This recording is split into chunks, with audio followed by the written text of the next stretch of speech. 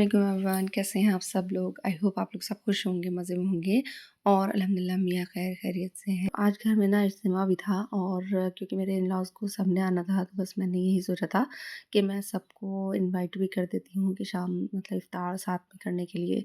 तो ये सबसे अच्छा ऑप्शन था मेरे लिए क्योंकि मुझे बुलाना भी था और फिर इज्तिमा में भी उन लोगों को आना ही था। तो फिर अच्छा नहीं लगता कि वो लोग ऐसे ही जाते।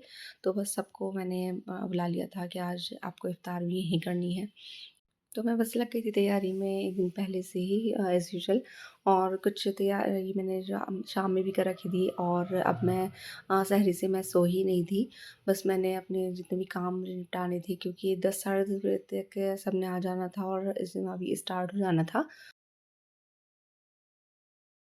मेरा बस यही इरादा था कि मैं 50% काम अपना निपटा कर चलूँ, जो बाकी रहता है तो वो बाद में हो जाएगा और जो मतलब खाने-वाने की जो स्मेल है वो भी निकल जाएगी घर में से लोगों के आने से पहले-पहले। तो बस मैंने ना कुछ काम जो थे वो जल्दी-जल्दी निपटा लिए थे सबके आने से पहले। क्योंकि दुआ का जो टाइम था तो वो 12:30 था ज़ोहर के टाइम पर और फिर उस समय नमाज़ भी पढ़नी होती है। फिर आपस में कुछ ना कुछ हम लोग बातें-वातें भी करेंगे, जो हम लेडीज़ की आदत होती है। जहाँ इकट्ठे होते हैं तो हम आपस में हँसी-मज़ाक और बातें-वातें शुरू हो जाती हैं एक-दूसरे से।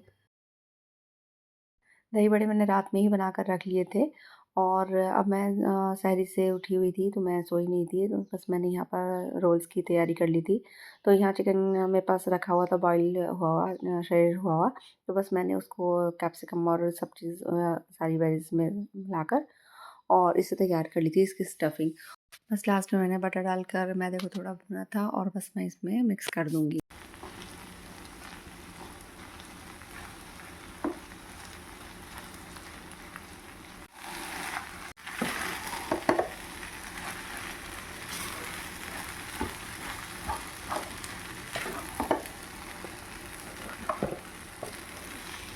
बस यहाँ ये कैप्सिकम वगैरह मैंने लास्ट में ऐड कर दी थी इसमें और बस ये हो गई थी रेडी।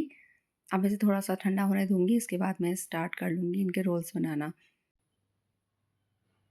और ये रोल शीट ना मुझे भाभी ने भेजी थी क्योंकि मेरे पास ना मतलब ख़त्म हो रही थी ये और मुझे ना यूज़ भी करनी थी, तो बस मैं सोच रही थी कि क्या करूँ और क्योंकि यहाँ आसानी से मिलती नहीं है। मैं इसकी ना बहुत तलाश में थी, यहाँ पर ना मिल ही नहीं रही थी बिल्कुल भी और ऑनलाइन भी नहीं थी कहीं पर भी और ब्लिंकिट वगैरह पर भी नहीं थी। तो बस मैं बहुत ज़्यादा मतलब इसकी तलाश में थी, तो भाभी ने इसे ऑर्डर पे बाहर से मँगवाई थी। तो बस उन्होंने मुझे ही पहुँचा दी थी और उन्होंने ना मतलब इस टाइम यही कहा था मैं उनकी बहुत थैंकफुल थी। तो मैंने उनसे मतलब थैंक यू का फ़ोन किया था, तो फिर वो कहने लगी थी, "भई नहीं, मैंने सोचा आपके इन-लॉज़ आने वाले हैं तो आपको ज़रूरत होगी, तो इसलिए मैंने सोचा पहुँचा दूँ।" अपने एहसानात ना हमें बहुत याद रहते हैं, हमने फलाँ के साथ ये किया, वो किया। लेकिन इसके बजाय अगर हम दूसरों के एहसानात को याद रखें ना तो बहुत ज़्यादा मतलब अच्छा रहता है। और अल्लाह ताला को तो एहसान जताना बिल्कुल भी पसंद नहीं है, लेकिन इससे पहले दूसरे को इस बात का एहसास हो तो आप उसको फ़ौरन से थैंक यू बोल दें, उसका एहसान मानें, इसमें कोई बुराई नहीं है। तो बस यहाँ मैंने भाभी को बहुत ज़्यादा मतलब शुक्रगुज़ार हुई थी मैं भाभी की और बस यहाँ रोल्स भी हो गए थे तैयार। कुछ मेरे पास फ्रोज़न रखे हुए थे और कुछ ये तैयार कर लिए थे। तो बस मैं अब इसे रख दूँगी फ्रिज में और शाम को इसे फ्राई कर लूँगी। और यहाँ आलू भी हो गए थे बॉयल, तो मैं सोची थी बस इसको ही मैश करके रख देती हूँ और इसको फ्राई कर दूँगी ताकि ब्रेड पकौड़ों के लिए जल्दी से इसकी स्टफिंग तैयार हो जाए।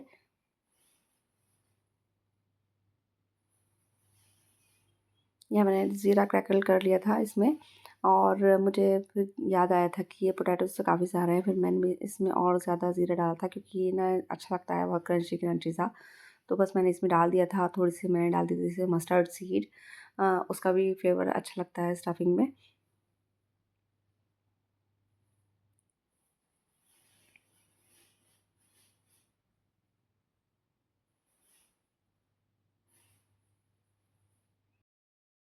और ये भी मस्टर्ड सीड ही थे, तो मैंने दोनों तरह के मस्टर्ड सीड येलो और ब्लैक दोनों ही मैंने इसमें डाल दिए थे। फिर इसमें बेसिक से स्पाइसेस डाल दूँगी अब मैं, लाइक रोस्टेड धनिया और ज़ीरा पाउडर, लाल मिर्च, हल्दी और नमक वगैरह, वही सारे स्पाइसेस डालकर मैंने इसको अच्छे से भून लूँगी और फिर इसमें पोटैटो मिक्स कर दूँगी।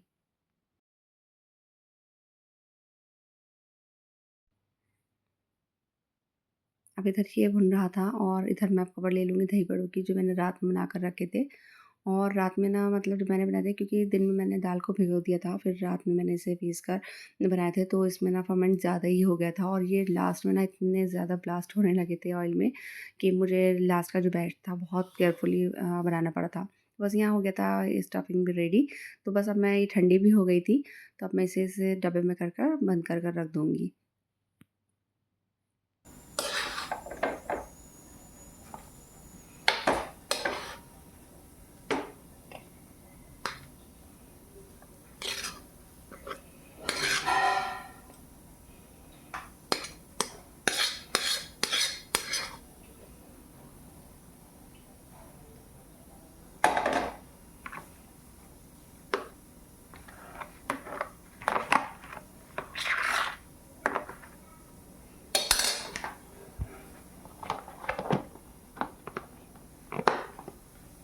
यहाँ हो गए थे मेरे तीनों बर्नर बिज़ी, क्योंकि इसमें हो रही थी यखनी और कोरमा बन रहा था और चना को भी मैंने बॉयल करने रख दिया था।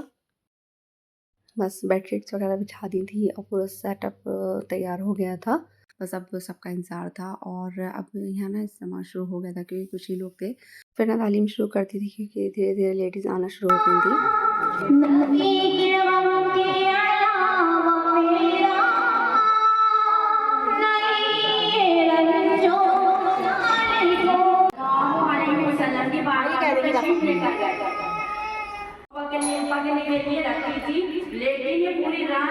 अल्हम्दुलिल्लाह इज्तिमा बहुत अच्छा रहा था और फिर उसके बाद सब लग गए थे शाम की तैयारी में, नमाज़ वगैरह से फ़ारिग होकर।